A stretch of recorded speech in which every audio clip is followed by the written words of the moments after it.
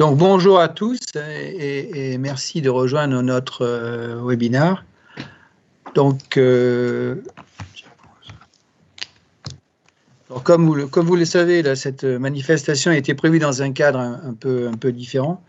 Et nous avons essayé malgré tout de conserver l'esprit, à savoir associé à la remise du prix Jean-Gérard Fagnon, des témoignages d'industriels français de premier plan dans le domaine de l'optique et de la photonique. Donc on a réparti ça sur 1 heure, puisque c'était aussi un peu contraint. Donc ça sera en 2 parties. La première partie sera consacrée à un exposé de Gilles Lesseau et Essilor. Nous aurons un petit peu de temps pour répondre à quelques questions, mais certainement pas toutes, donc nous avons prévu de le faire ultérieurement. Donc nous circulerons une adresse pour les gens qui souhaiteraient poser des questions et on y répondra. Et après, on rentrera dans la cérémonie de remise du prix, qui, à mon avis, qui sera attribuée à peu près vers 17h50 en fonction des estimations. Voilà, donc cette année, nous avons choisi nous a demandé à Gilles Lesseau d'intervenir sur un sujet d'actualité avant de passer la cérémonie. Donc, Gilles Lesseau est en charge de la recherche de la prospective du groupe Essilor Luxoptica et il va présenter donc les activités du groupe et les grands défis pour les années à venir. Voilà, Gilles, je te passe la main. Je voudrais commencer par remercier les organisateurs de ce prix de me donner l'opportunité de partager avec vous les derniers enjeux et développements du monde de l'optique ophtalmique. J'en suis très honoré. C'est une bonne occasion peut-être de redorer un peu le blason de l'optique ophtalmique parce que c'est souvent considéré comme un cousin éloigné du monde de la photonique. Et j'espère que cette présentation contribuera à vous convaincre que dans les années qui viennent, eh bien, ce sera un membre à part entière de cette famille. Alors, mon propos va s'organiser en 3 thèmes. Je voudrais vous rappeler quelques chiffres sur Essilor Luxottica. Je voudrais décrire l'environnement qui est en pleine effervescence avec les opportunités et menaces qui sont présentes dans notre domaine d'activité. Et je voudrais terminer la présentation par un sujet de recherche qui est plus au cœur de notre activité traditionnelle et qui montre que la vision est encore un sujet un enjeu de santé publique assez important dans lequel il faut investir encore en termes de recherche. Alors, Essilor Luxottica, je pense que vous connaissiez bien Essilor il y a quelques années, donc Essilor fabricant de verres, correcteur de la vision. Il ne vous aura pas échappé qu'on s'est marié avec Luxottica, qui était plus orienté vers la fabrication, le design de montures et la distribution d'équipements d'optique dans leur propre magasin. Cette fusion a créé une entreprise de dimension vraiment mondiale, installée sur tous les continents, avec un chiffre d'affaires de 17 milliards et demi en 2019. Alors cette année, ça va être un peu plus chaud, mais on espère bien reprendre cette tendance dès 2021. Alors ce qui est intéressant dans le groupe, c'est que c'est quelque chose de complètement intégré, qui a, je vous le disais, des magasins en propre pour distribuer ses propres produits. Donc il y a 11 000 magasins propriétaires, je dirais, dans le monde, 17 sites de vente en ligne, et puis des clients qui sont des opticiens, des optométristes indépendants, des chaînes aussi. On en a à peu près 400 000 dans le monde qui équipent, bon an mal an, tous les ans, environ 350 millions de porteurs, ce qui fait qu'avec un taux de renouvellement de 3 ans, on estime qu'il y a environ 1 milliard de personnes dans le monde, à l'instant où je vous parle, qui sont porteurs de nos produits. Alors, on connaît des marques emblématiques, iconiques, Ray-Ban, Oakley. Je pense que vous avez tous croisé un magasin Sunglass Hut dans un mall d'aéroport. Et puis, côté Essilor, les produits bien connus, Varilux, Chrysal et Transition, les verres photochromiques en plastique. Alors, notre mission, donnée par notre direction générale, c'est d'éradiquer la mauvaise vision due à une vision mal corrigée d'ici à 2050. Alors, on a des gros moyens, vous l'avez vu, mais ils ne sont pas suffisants pour arriver à cet objectif, puisque la population croît, et on estime en même temps que dans cette population, il y a à peu près 4 milliards de personnes dans le monde qui devraient être corrigées avec des verres correcteurs, mais qui ne le sont pas. Alors, on pense souvent que c'est lié à un problème de pouvoir d'achat, mais en fait, la première raison pour laquelle on est dans cette situation, c'est que ces personnes habitent généralement loin d'un professionnel de la vue qui est susceptible de détecter leurs défauts et de leur apporter la correction qui va bien. Alors, pour atteindre notre objectif, il faut qu'on invente et qu'on soit aussi créatif sur des business models inclusifs qui vont nous permettre d'atteindre la correction totale de toutes les personnes qui en ont besoin. On a développé, par exemple, en Inde, une collaboration avec le gouvernement pour former des personnes qui sont des micro-entrepreneurs capables de détecter, corriger et dispenser des lunettes dans leur village et de soutenir avec ça un business inclusif sur le long terme. Et grâce à ces entrepreneurs, on va pouvoir atteindre beaucoup plus de personnes que si on faisait le travail nous-mêmes. Alors, il faut savoir que depuis qu'on a créé cette initiative, on a formé environ 50 000 entrepreneurs qui sont retournés dans leur village et grâce à ça, on atteint des milliers et des milliers de personnes supplémentaires tous les ans. Alors, on a aussi des actions caritatives et puis des actions de sensibilisation partout dans le monde sur lesquelles je ne reviendrai pas trop aujourd'hui. Donc, pour résumer, EssilorLuxottica, ça pourrait être considéré comme une société qui travaille à la fois sur la vision et le style. Donc, notre objectif numéro 1, vous l'avez compris, c'est toujours d'améliorer la vue, avec un travail maintenant qui est un peu nouveau pour nous sur le design, la mode, le confort visuel. Révolutionner l'examen de vue, le démocratiser, c'est aussi un objectif, parce qu'aujourd'hui, bien qu'on adresse une large population, il y a plein de gens qui n'y ont pas accès. On verra comment, dans la suite de l'exposé, on pense y arriver. Et puis, on va surfer, évidemment, dans les années qui viennent, sur cette vague qui commence à partir de la lunette smart, la lunette connectée, la lunette active. Voilà quelques mots sur le groupe.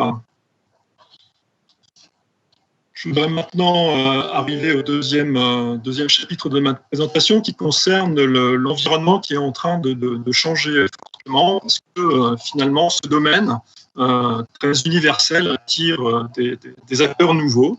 Et ce qui est intéressant chez ces acteurs nouveaux, c'est qu'ils ne viennent pas dans ce domaine pour essayer de faire différemment ou mieux ce que font les acteurs traditionnels comme EssilorLuxottica, mais ils vont proposer des nouveaux usages, par exemple de la mesure en considérant la lunette comme un objet connecté, des connexions avec différents types d'objets connectés eux-mêmes, du son, comme par exemple Bose qui propose des montures qui permettent de diffuser du son, de l'affichage et de la réalité augmentée. Alors, on connaît tous l'histoire de Google et de son Google Glass qui a essayé de pénétrer le marché un peu sans succès. Ils avaient annoncé un retour pour 2019 qui ne s'est pas produit. Une des raisons de l'échec, on pense, quand on analyse, c'est que le fait que la lunette à réalité augmentée de Google était quand même très visible. Deuxième tentative avec Intel qui a bien compris ce qui se passait pour cette lunette Google et je trouve intéressante la publicité qui était publiée au milieu de mon écran là, qui dit finalement la lunette vente de Intel c'est une smart glass qui ressemble vraiment à une lunette normale parce que si c'est pas le cas, on pose des problèmes d'interaction sociale qui sont assez pointus parce que les gens, par exemple, dans un restaurant n'ont pas envie d'être filmés par le voisin qui est en train de regarder avec sa lunette. Bon, et Intel a aussi jeté l'éponge assez récemment. Le dernier en date, c'est Apple qui a annoncé la sortie d'une lunette connectée, lunette à réalité augmentée d'ici 2-3 ans. Et ce qui est intéressant sur ce que je vous ai mis sur cette slide, c'est qu'il y a un journaliste de la presse professionnelle qui nous annonce que Apple, c'est la prochaine menace pour les distributeurs de verres de lunettes et qui a mis comme illustration une illustration d'un brevet déposé par Apple. Ce n'est pas un brevet récent, c'est un brevet qui est un petit peu ancien, mais qui montre qu'ils ont l'idée de corriger la vue dans la lunette avec un verre actif qui serait piloté par un capteur de front d'onde qui serait lui-même intégré dans la lunette. Ce qui montre quelque chose d'intéressant au-delà de la prouesse technologique, qui est que la correction de la vue, pour tous ces acteurs, c'est un point crucial et on ne peut utiliser une lunette à réalité augmentée seulement d'abord si la vue est bien corrigée. Alors la question intéressante, c'est pourquoi ces géants technologiques, avec tous leurs moyens, qui ont essayé de pénétrer le marché, ne sont pas arrivés si facilement que ça. Alors, il y a des tas de raisons qui expliquent ça. Une des raisons pour nous, c'est que le parcours client reste extrêmement complexe. Alors, on en a tous fait l'expérience. Si vous voulez vous faire corriger la vue, eh bien, vous prenez rendez-vous chez l'ophtalmo. Alors, en France, il vous faut quelques semaines, si ce n'est quelques mois avant d'avoir votre rendez-vous. Ensuite, vous allez chez l'opticien. Il y a une série de prises de mesures pour mesurer vos écarts pupillaires, les hauteurs de montage, vous essayez la monture qui vous va bien. Ensuite, il y a la commande qui est passée pour produire l'équipement. Et puis, vous retournez souvent une semaine plus tard chez l'opticien. Vous avez une série d'essayages. Et si tout s'est bien passé, vous pouvez être satisfait de l'équipement qu'on va vous délivrer, mais ce n'est pas toujours le cas. Alors, un parcours client comme ça, pour nos amis Google, Apple et Intel, c'est des parcours clients qui sont assez cauchemardesques parce qu'ils sont plutôt dans une philosophie de délivrer des produits plug and play. Quand j'achète mon ordinateur, mon téléphone portable, je vais l'acheter dans un magasin, je rentre chez moi, je me connecte à ma box et tout fonctionne et j'ai accès à tous mes services. Ici, c'est vraiment pas du tout le cas et pour nous, c'est une des raisons pour laquelle il est difficile de pénétrer ce marché. Alors bien sûr, il y a les technologies digitales qui vont nous aider à simplifier tout ça et à rendre les choses beaucoup plus fluides et accessibles. Aujourd'hui, par exemple, il est possible de faire une mesure d'écart pupillaire sur un téléphone portable. Il est possible d'essayer en ce qu'on appelle dans le jargon virtual try-on, une monture à la maison avec la superposition de la monture sur son visage. La réfraction, ça reste un petit peu plus problématique. Il y a des startups qui travaillent dessus, mais ça reste quand même un protocole qui nécessite l'aide d'un professionnel de la vue qui vous accompagne dans la série de tests que vous êtes en train de faire pour être sûr que vous allez arriver à la bonne solution au final. Voilà, donc toute une série de raisons qui font que le monde de l'optique ophtalmique semble assez simple vu de l'extérieur, mais dès qu'on s'y confronte, il y a des tas de difficultés partout. Dernière difficulté, c'est que ce parcours client dépend énormément de la géographie. Vous n'avez pas la même organisation de marché en France, aux États-Unis, au Japon ou en Chine. Et donc, vous êtes obligé de vous adapter à chaque fois aux spécificités locales, réglementaires du secteur. Alors, de notre côté, il nous semble encore tôt pour mettre des lentilles actives pour corriger la vue dans des lunettes. En revanche, on ne reste pas inactif et on essaie d'utiliser ces technologies, notamment pour répondre au problème de la réfraction, qui est un des points d'entrée, de blocage à la diffusion large et démocratique de la bonne vue. Nous avons utilisé ce petit composant que vous voyez au milieu là, de ma présentation, qui est un composant qui permet de faire varier la puissance, l'astigmatisme et l'axe d'astigmatisme du verre de façon continue entre à peu près -20 et plus 10 dioptries. Et ce composant associé à un logiciel performant permet de réaliser un examen de vue de façon quasi automatique et qui vous conduit à la bonne valeur de réfraction à l'arrivée.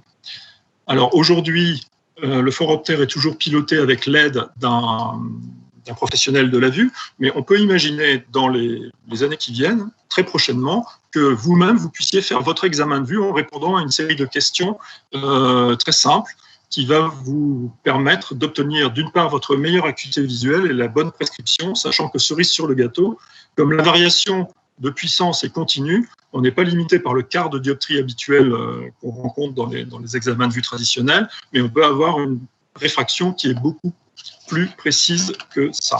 Et on mesure, vous voyez ça sur le petit graphe à droite, que environ plus de 90% des gens ont une sensibilité à la réfraction qui est bien meilleure que le quart de dioptrie et qui va même au-delà de 0,1 dioptrie. Donc ça ouvre aussi des perspectives en termes de marché traditionnel pour procurer des verres plus précis et procurer une meilleure acuité visuelle au porteur à la fin. Le deuxième axe sur lequel on travaille beaucoup, ce sont les lunettes actives à teinte variable. On connaît les verres photochromiques classiques qui sont sensibles aux UV, on connaît aussi leurs défauts, qui sont que ça ne marche pas à l'intérieur, derrière un pare-brise. Les temps de retour à l'état clair sont quand même assez longs. La performance dépend aussi de la température, ça marche moins bien quand il fait très chaud.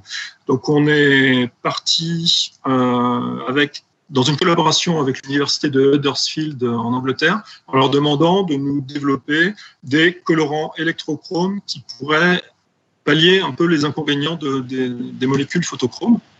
Et dans notre secteur, il y a deux choses qui sont vraiment primordiales si on veut faire un succès d'un produit. C'est qu'il faut que ces technologies soient adaptables sur des surfaces courbes, parce que les verres plan-plan, on n'en vend quasiment pas. Et puis, il faut qu'on soit capable d'adresser une palette de couleurs vraiment importante pour pouvoir adresser les besoins des porteurs. Alors, vous voyez ici un exemple de lunette à laquelle on est arrivé. C'est la même lunette qui est représentée à l'état clair, vraiment clair, et à l'état foncé, qui ressemble vraiment à une lunette de soleil. Et on s'était donné comme objectif d'avoir un taux de transmission du verre qui varie de 10 à 90% en moins de 10 secondes, et on est limité.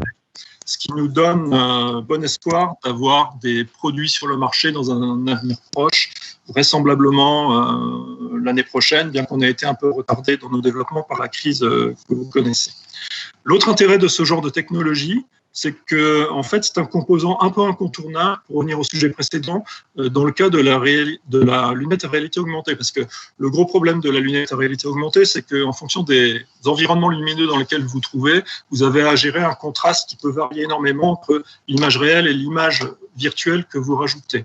Et donc, ces composants électrochromes, avec une bonne dynamique et des temps de réponse qui sont assez courts, et finalement très convoité par les gens qui veulent développer les lunettes à réalité augmentée. Donc là encore, on a une position qui peut être très intéressante.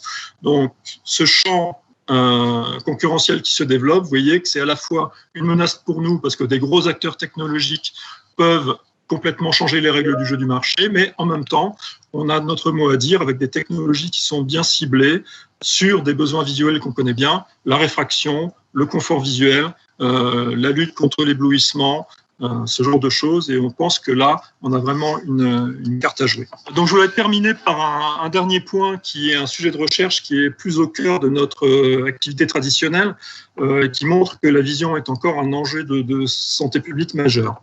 Alors chez nous, on s'intéresse à tous les problèmes visuels depuis la naissance jusqu'à la seniorité. Je ne vais pas rentrer dans tous les détails parce qu'on n'a pas trop de temps aujourd'hui, mais on voit bien que les problèmes varient tout au long de la vie, entre l'apparition de la presbytie, la DMLA pour les personnes les plus âgées, et je vais m'intéresser aujourd'hui plutôt aux enfants, avec l'apparition des amétropies, notamment le développement pandémique de la myopie, en Asie d'abord, mais c'est quelque chose qui va nous concerner dans les années qui viennent aussi en Europe et aux États-Unis. Alors, pour vous donner quelques chiffres, on estime qu'environ la moitié de la population sera myope à l'horizon 2050. Donc ça, c'est plutôt une bonne nouvelle pour nous. Ce qui est moins rigolo, c'est que dans ces myopes, il y en aura à peu près 20% qui sera fort myope, c'est-à-dire avec des myopies au-delà de -6, -7 dioptries. Et ce qu'on sait, c'est qu'une forte myopie multiplie le risque de pathologie rétinienne de façon drastique.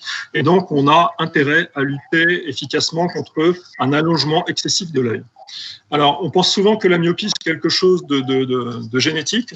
En fait, il y a des causes environnementales aussi au développement de cette pandémie, avec deux grands facteurs qu'on connaît bien, qui sont d'un côté l'usage effréné des écrans en vision de près, et de l'autre côté, l'urbanisation. Et il y a un beau papier qui a été fait il y a une dizaine d'années maintenant par Cathy Rose et ses collaborateurs qui montre que quand vous croisez un fort travail de près avec peu de temps passé dehors, et ben, vous avez des enfants qui sont très à risque dans le développement de la myopie.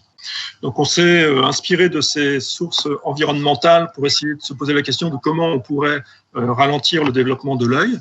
Et en fait, une interprétation possible de ce phénomène, c'est que quand vous travaillez beaucoup de près, votre système accommodatif ne se met pas exactement au point sur l'objet que vous êtes en train de regarder. C'est ce qu'on appelle le lag accommodatif, ce qui fait que l'image nette ne se crée pas directement sur la rétine, mais légèrement derrière. Et donc, une interprétation du phénomène, c'est que l'œil croît pour essayer de mettre petit à petit la rétine au point sur l'image qui est vraiment regardée, qui est vraiment nette. Alors, pour pallier cela, il y a des idées qui ont émergé, qui étaient de dire, un peu comme l'âne de Buridan, c'est de proposer une image en avant de la rétine aussi, comme ça la rétine ne sachant pas s'il faut se mettre au point sur l'image qui est derrière ou sur l'image qui est devant, reste à peu près au même endroit et on ralentit comme ça l'évolution de l'œil. Alors, ces technologies ont été mises en place à travers des lentilles de contact et plus récemment à travers des verres. Je vais vous donner un exemple ici. En utilisant des technologies freeform, quand je dis freeform, ça veut dire que ce sont des technologies qui permettent de donner des degrés de liberté supplémentaires aux designers optiques d'accéder à des solutions qu'ils n'auraient pas eu traditionnellement avec des surfaces sphériques, asphériques ou toriques. Donc l'idée ici, je vous le disais, c'est de superposer à un verre unifocal classique que vous voyez en bleu ici, des petites micro-lentilles. Chaque micro-lentille va aller focaliser une petite image devant la rétine que vous voyez en vert. Et donc la rétine, ne sachant plus s'il est plus intéressant d'aller vers les images vertes ou les images qui sont focalisées derrière ici en bleu, va rester à peu près à la même position. Alors, ce qui est intéressant en plus ici, c'est que vous voyez que chaque petite micro-lentille a un design particulier qui est en fait un design de profondeur de foyer étendu qui permet, puisqu'en fait on ne va pas stopper complètement la myopie, on va simplement ralentir l'allongement de l'œil. La rétine va trouver dans cette caustique un peu allongée toujours un point de rappel qui va lui convenir et on va comme ça améliorer l'efficacité du dispositif. Deuxième petite astuce, vous voyez que la couleur des micro-lentilles varie d'un cercle à l'autre. Ça veut dire que le design des micro-lentilles varie aussi avec l'excentricité parce que ce qu'on veut, c'est maintenir la position de ce signal à une distance à peu près fixe de la rétine. Et donc, pour ce faire, on est obligé de designer les micro-lentilles différemment en fonction du fait qu'elles soient proches du centre ou en périphérie. Alors, vous avez une image ici du verre réalisé prêt à être vendu. Donc la bonne nouvelle, c'est qu'on a testé ces solutions sur des cohortes d'enfants chinois pendant plus d'1 an maintenant. Les résultats sont excellents et donc on a décidé de lancer ce produit en Chine. Et la bonne nouvelle, c'est qu'on va le lancer dès demain. Et donc on espère que ce sera un grand succès, que ça contribuera à ralentir l'évolution de la myopie des enfants vers des fortes myopies. Voilà, j'en ai fini de ma présentation. C'était un peu court. Je pense que vous aurez quelques minutes pour poser des questions. S'il y a des points qui vous intéressent, on peut revenir plus tard dessus. J'espère vous avoir convaincu que dans le futur proche, EssilorLuxottica sera un membre à part entière de la famille photonique parce qu'on aura besoin de capteurs, de logiciels, de composants actifs, de nouveaux matériaux pour répondre aux challenges qui nous sont posés. Vous avez vu qu'il y avait un certain nombre d'opportunités, de menaces avec des nouveaux acteurs qui sont des géants technologiques vis-à-vis desquels il faut qu'on trouve une façon intelligente de se positionner, mais ça peut transformer durablement le domaine. Et enfin, j'espère vous avoir convaincu avec la myopie qu'il y a encore beaucoup de problèmes à résoudre et que le freeform, par exemple, nous donne de réelles opportunités d'envisager la correction de la vue très différemment dans le futur. Voilà, je vous remercie et j'espère que mon exposé vous aura intéressé. Merci beaucoup, Gilles. Comme je le disais en introduction, nous n'aurons pas le temps pour beaucoup de questions, mais nous allons faire circuler une adresse pour pouvoir y répondre ultérieurement pour ceux qui en auraient. Donc là, on a quelques minutes à consacrer à quelques questions. Voilà. Alain, je crois que tu avais… J'ai une question. J'avais une question. Donc, il y a une question de M. Vinchat aussi, Vinchamp. Voilà, pour me récompenser de travailler pour le jury Gerfagnan, j'ai droit à la première question. Gilles, le cœur de métier d'Essilor, et même en ayant rajouté des montures, c'est bien sûr la lunette. Or, on parle quand même beaucoup de correction avec des lasers, chirurgie du cristallin, etc., ou de la cornée. Quelle est la position d'Essilor vis-à-vis de ces autres méthodes de correction de la vue? Merci pour ta question, Alain. Donc la position d'Essilor, elle est très claire, c'est-à-dire que d'un point de vue stratégique, on a choisi d'aller vers des solutions qui ne sont absolument pas invasives. Donc aujourd'hui, on fait des verres de lunettes. On se pose la question de savoir si on va aller vers les lentilles de contact. On en distribue beaucoup, surtout sur nos sites internet, mais aujourd'hui, on n'en développe pas et on n'en produit pas nous-mêmes. Donc ça, c'est un mouvement qu'on pourra faire, mais ce sera un mouvement un peu limite parce que là, on rentre en contact avec la cornée, mais on ne souhaite pas aller plus loin. Alors après, on regarde ce domaine, évidemment, avec beaucoup d'attention d'un point de vue de la veille techno. Ce qu'on voit, c'est qu'il y a beaucoup d'activités. C'est une techno qui s'est développée dans les 10 dernières années, qui a trouvé, je dirais, son public. Mais qui n'est pas vraiment une menace au sens strict pour le business des verres, parce qu'en fait, on règle le problème de la vue, mais on ne règle pas, par exemple, tout ce qui est protection, on ne règle pas les problèmes de fatigue visuelle quand on travaille trop sur un écran, on ne règle pas le problème de la presbytie, bien qu'on puisse opérer, dans certains cas, la presbytie avec un laser. Donc, ce sont pour nous des technos qui sont assez complémentaires, qui trouvent chacun leur population, leur segment, et qui ne représentent pas un danger fondamental à terme pour nous, bien qu'on suive ça de près quand même. Merci. Je crois qu'il y avait une question, Jean-Philippe, du public. Tu peux la poser. De JF Vinchamp. Et la question est la suivante. Pour la correction de la myopie, il existe aussi des lentilles qui forment l'œil la nuit et permettent de garder la correction le jour. Oui. Exact. Ce sont ce qu'on appelle orthoquets dans notre jargon. Donc, ce sont des lentilles en général plutôt rigides. On les porte la nuit, ça module un petit peu la cornée et on peut comme ça vivre sans lunettes la journée. Donc ça, c'est une solution qui marche très bien, qu'on distribue notamment en Chine. Voilà. Alors c'est pas très adapté à tous les publics non plus, c'est-à-dire que pour les jeunes enfants, c'est pas très pratique. En revanche, d'un point de vue marketing, ça marche très bien parce que du coup, les parents pensent que l'enfant n'est plus myope parce qu'il n'a plus besoin de lunettes. En revanche, il faut être assez vigilant parce que l'œil peut toujours s'allonger. Et donc, il faut faire vraiment très attention à ce que la pratique ne dissimule pas un œil qui s'allonge et donc une myopie qui serait compensée ensuite et qui, malgré tout, allongerait l'œil jusqu'à poser des problèmes de décollement rétinien ou des choses comme ça. Mais oui, c'est une solution très, très populaire sur certains marchés. Merci. Jean-Philippe, y a-t-il une autre question? Puis ça sera tout, parce que je pense qu'on va enchaîner après avec une autre, oui. Alors, il y a quelqu'un qui s'appelle Greg, je n'ai pas son nom complet, qui demande, la présentation parle de la DMLA dans le grand âge. Est-ce que Essilor travaille dans la basse vision, avec des aides techniques en basse vision? Alors, Essilor a travaillé dans la basse vision de façon active il y a quelques années. On a notamment développé des lunettes à réalité augmentée pour la basse vision qui ont été développées dans le cadre d'un consortium qui s'appelait Descartes avec l'Institut de la Vision notamment. Et ça a été testé chez EDF dans un cadre de travail et ça a apporté pas mal d'avantages pour les porteurs. Néanmoins, on n'a pas développé ces technologies pour en faire un produit. Et aujourd'hui, la basse vision, ça reste une activité qui n'est pas au cœur de nos priorités pour le moment. Merci beaucoup. Désolé, on va en rester là. Comme je l'ai dit, vous aurez un lien si vous posez des questions à Gilles Lesseau.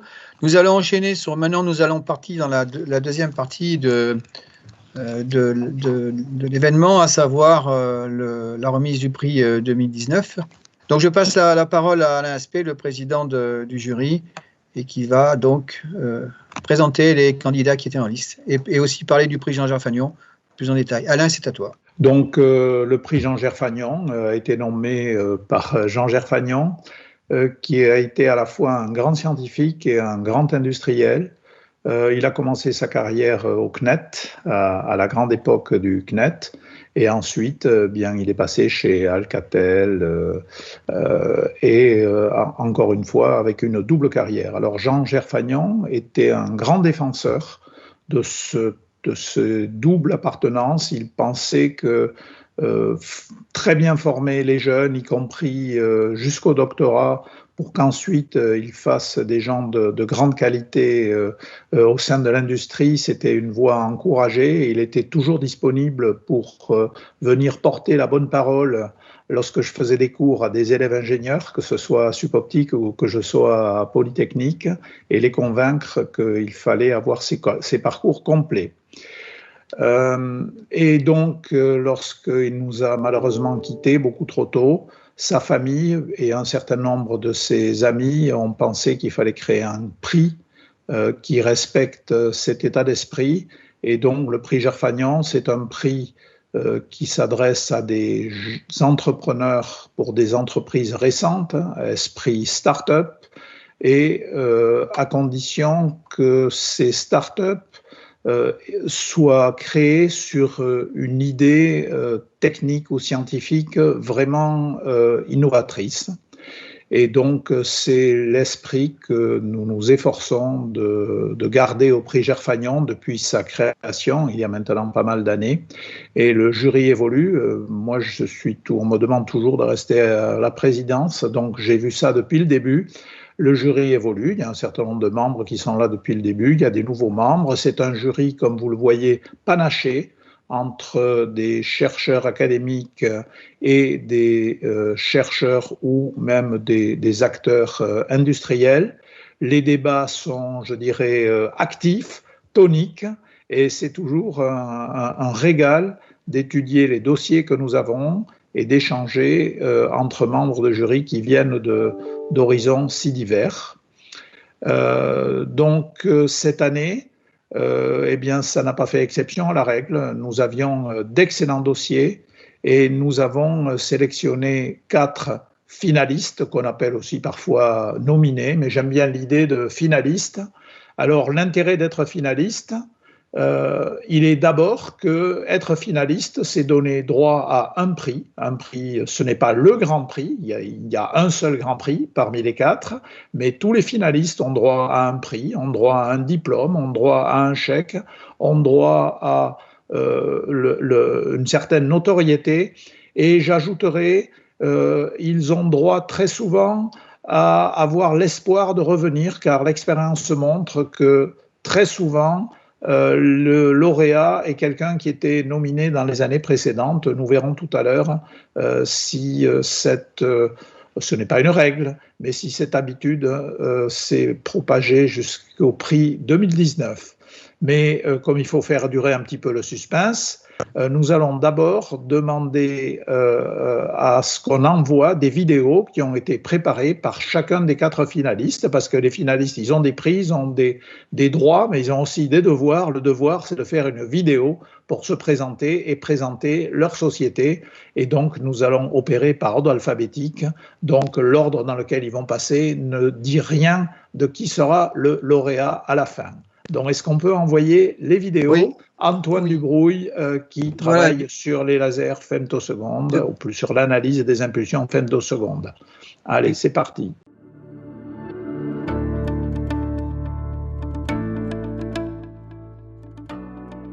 Bonjour, je suis Antoine Dubrouille, j'ai 38 ans. Je suis titulaire d'un doctorat en physique des lasers. Anciennement chercheur, je me suis reconverti et je suis aujourd'hui le dirigeant de l'entreprise FemtoEasy que j'ai créée. Et j'ai effectué ma thèse au laboratoire CELEA sous la direction d'Éric Constant. Mes travaux de recherche portaient sur la production, la caractérisation et l'utilisation d'impulsions laser ultra rapides, typiquement des impulsions de l'ordre de quelques femtosecondes à quelques centaines d'attosecondes. Ce type d'impulsion donne accès à des résolutions temporelles jusqu'ici inatteignables par l'homme, et donc à de nouvelles applications, typiquement pour la recherche fondamentale, pour l'industrie, ou encore pour la médecine. Dans le cadre de ma thèse, l'application est purement fondamentale. Néanmoins, mes travaux ont été novateurs puisque nous avons développé une nouvelle source laser basée sur une technique de post-compression qui a permis d'atteindre des performances uniques pour l'époque. Cette technique a donné lieu à de nombreuses publications directes et indirectes. Au-delà des résultats scientifiques, un des principaux bilans de ma thèse, c'est que j'ai pu acquérir de nombreuses compétences dans de nombreux domaines, tels que l'instrumentation laser ultra rapide et la mesure d'impulsion ultra brève. J'ai pu ensuite mettre ces compétences à contribution dans le reste de ma carrière. Après ma thèse, j'ai effectué un postdoc en Australie, au cours duquel j'ai pu développer mes propres projets de recherche. Et bien sûr, j'avais encore besoin de caractériser des impulsions laser ultra courtes. Il y avait de nombreux dispositifs de mesure disponibles au laboratoire, que ce soit commerciaux ou homemade. Néanmoins, comme le voulait l'état de l'art à l'époque, aucun d'eux n'était suffisamment fiable et reproductible pour mon besoin. J'ai donc décidé de développer mes propres dispositifs. En effet, la mesure d'impulsion femtoseconde est très pointue et sujette à de nombreuses ambiguïtés. Et lorsque les impulsions deviennent très courtes, elle devient un challenge à elle seule. J'avais besoin de concentrer l'effort sur l'expérience elle-même et non sur la caractérisation du résultat de cette expérience. J'ai donc développé des dispositifs fiables, robustes, reproductibles, et c'est ainsi que de nouveaux concepts technologiques pour la mesure d'impulsion laser ultra rapide sont nés. J'ai ensuite pu faire évoluer ces concepts au cours d'un second postdoc à Politecnico di Milano, en Italie. Puis, à mon retour en France, au laboratoire CELEA, j'avais l'envie et la motivation pour créer une entreprise. J'ai alors déposé un projet CNRS pour la maturation technologique du ROC, le premier produit FemtoEasy.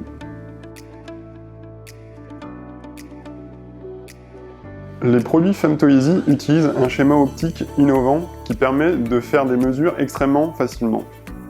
Contrairement aux dispositifs de l'état de l'art, qui nécessitent un alignement pointu pour obtenir une mesure, les autocorrélateurs FemtoEasy peuvent être placés dans le faisceau et permettent d'obtenir une mesure en quelques secondes.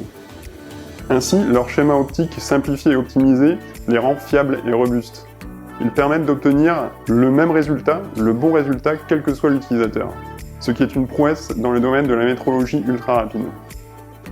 Ainsi, la technologie résout une problématique très forte en levant l'ambiguïté sur les mesures. J'ai créé FemtoEasy en février 2016. L'entreprise s'est bien développée puisqu'elle compte aujourd'hui une dizaine de personnes. Également, nous avons de nouveaux locaux depuis l'été 2019, incluant 50 m² de salle blanche. Le positionnement de Femtoeasy est bien précis par rapport à mon vécu, il s'agit de faire des produits faciles et robustes. Et cela passe également par le logiciel. Alors stratégiquement, j'ai décidé de m'associer avec une personne qui n'est pas du domaine, un informaticien. Le ROC n'est pas le seul produit que l'entreprise Femtoeasy commercialise. Depuis sa création, elle a continué à faire de la R&D de manière intensive et a sorti de nombreux autres produits. Grâce à son savoir-faire unique, elle contribue à faire avancer la recherche et l'industrie dans le domaine des lasers ultra rapides et rend ainsi des services inestimables à cette communauté.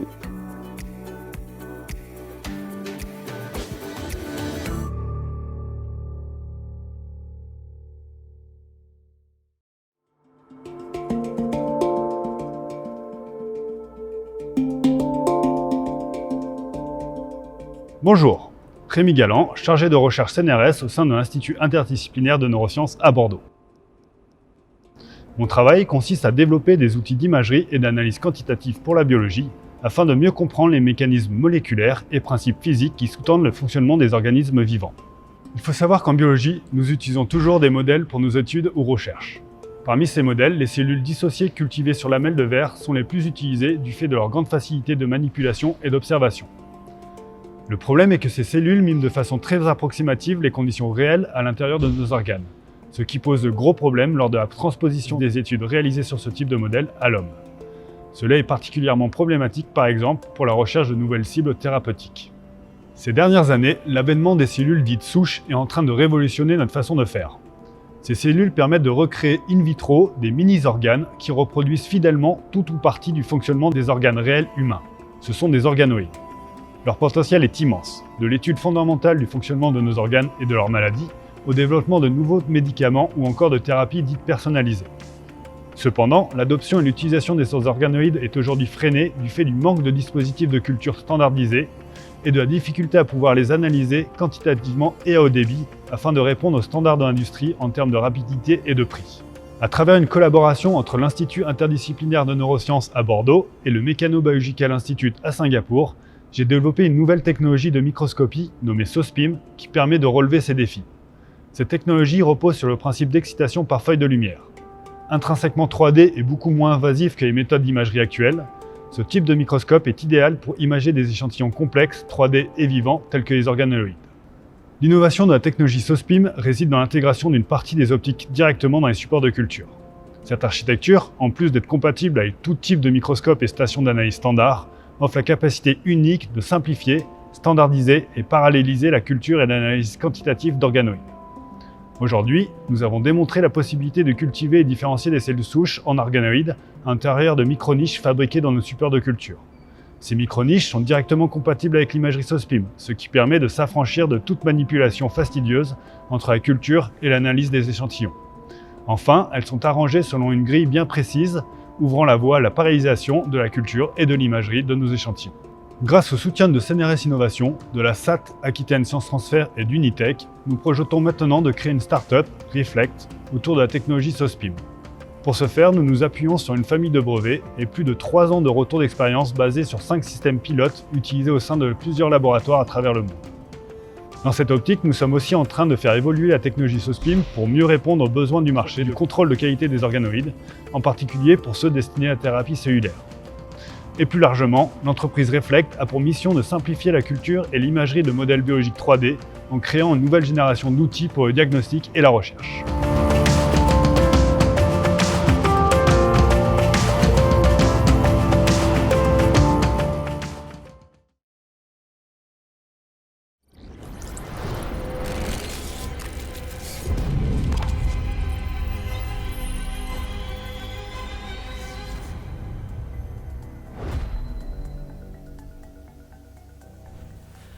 Bonjour, Emmanuel Hugo, astrophysicien au CNRS. Je travaille sur les domaines de l'innovation technologique en préparation des futurs grands observatoires au sol et dans l'espace. Mes activités portent plus précisément sur la fabrication de miroirs de télescope en utilisant le contrôle des déformations mécaniques à des niveaux nanométriques. C'est grâce à 40 ans de savoir-faire au laboratoire d'astrophysique de Marseille que nous pouvons aujourd'hui appliquer cette expertise au contrôle de la forme des capteurs d'images. Contrôler la forme des capteurs d'imagerie en plan focal des systèmes optiques nous permet aujourd'hui de proposer des concepts beaucoup plus compacts et présentant des performances optimisées.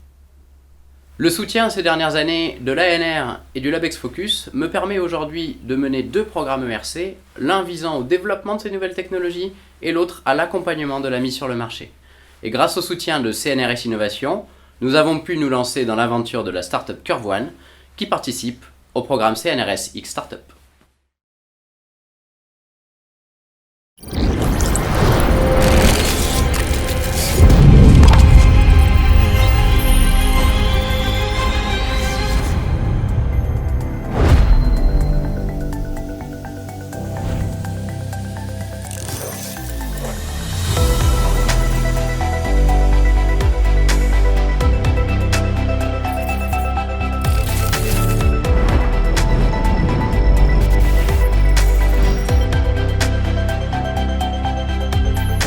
Les systèmes optiques actuels utilisent des capteurs plans et souffrent ainsi de distorsion des images, de perte de netteté dans les angles, ainsi que de grains en basse lumière.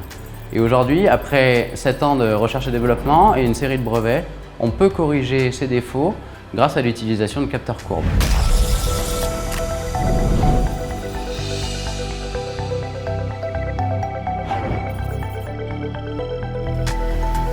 Grâce au capteur incurvé, on réduit la distorsion des images en grand angle, on supprime le vignetting et on améliore la netteté et le chromatisme jusqu'à 5 fois sur les contours.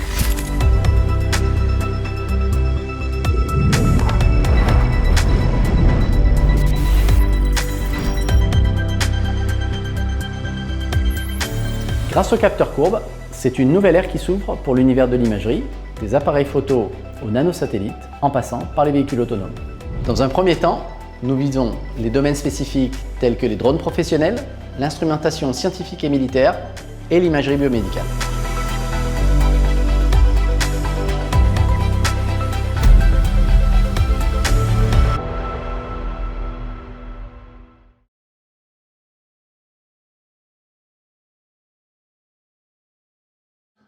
Je m'appelle Emmanuel Mullier, je suis chercheur au CNRS à l'Institut des nanosciences de Paris, à Sorbonne Université.